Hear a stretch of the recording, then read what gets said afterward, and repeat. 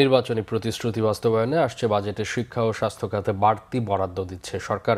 জিডিপির অনুপাতে বরাদ্দ তেমন বড় লম্ফন না হলেও টাকার অঙ্কে বাড়ছে দুটি খাতের আকার।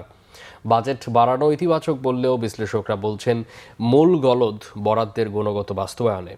এর সুফল সাধারণ মানুষের দোরগোড়ায় পৌঁছে দিতে কঠোর নজরদারি এবং দুর্নীতিমুক্ত বাস্তবায়ন চান বিশেষজ্ঞরা। জিয়াউল হক সবুজের রিপোর্ট।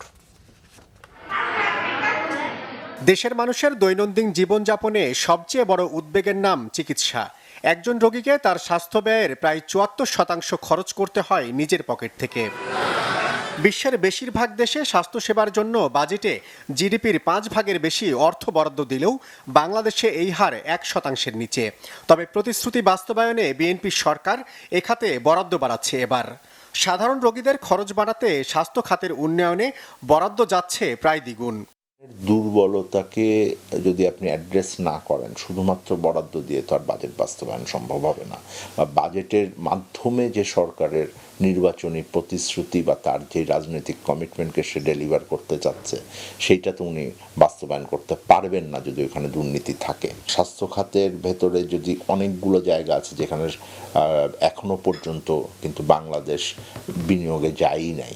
নারী স্বাস্থ্যে বিনিয়োগ সরকারকে করতেই হবে আমাদের মাতৃমৃত্যুর হার কমানোর জন্য, এবং আমরা যে আমরা শিশু মৃত্যু দেখলাম। ডিমান্ড সাইড রেডি করলাম, আমার সাপ্লাই সাইড কোথায়? তাহলে সাপ্লাই সাইডের জন্য আমার সার্ভিস প্রোভাইডারদের রেডি করতে হবে, তাদের দক্ষতা বৃদ্ধির জন্য বাজেট দিতে হবে। গুরুত্ব বিবেচনায় উন্নয়ন বাজেটে এবার চতুর্থ অবস্থানে শিক্ষা খাত। এ খাতে সরকার এবার বাড়তি নজর দেওয়ার পরও মোট বাজেটের তুলনায় বরাদ্দ কমছে বেশ খানিকটা। বিশ্লেষকরা বলছেন, শুধু ডিগ্রি অর্জনের দিকে নজর না দিয়ে প্রাথমিক শিক্ষায় বিনিয়োগ ও দক্ষতা বাড়ানোয় জোর দিতে হবে। সরকারের এখন উচিত প্রাথমিক শিক্ষায় খুব ভালোভাবে ইনভেস্ট করা। সেকেন্ড, আমি বলবো আমরা যদি তাদেরকে প্রপার জনশক্তি হিসাবে গড়ে তুলতে চাই, তাহলে কারিগরি শিক্ষার বিকল্প নেই। তো আমি বলবো এই দুটো জায়গা এই বছর এই বাজেটে প্রাধান্য পাক।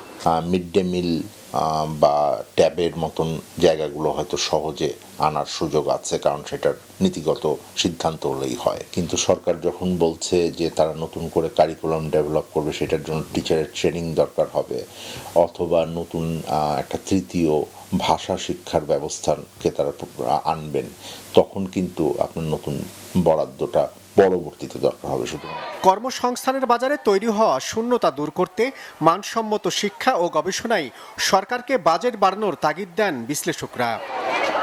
জিয়াউল হক সবুজ, বাংলা ভিশন, ঢাকা।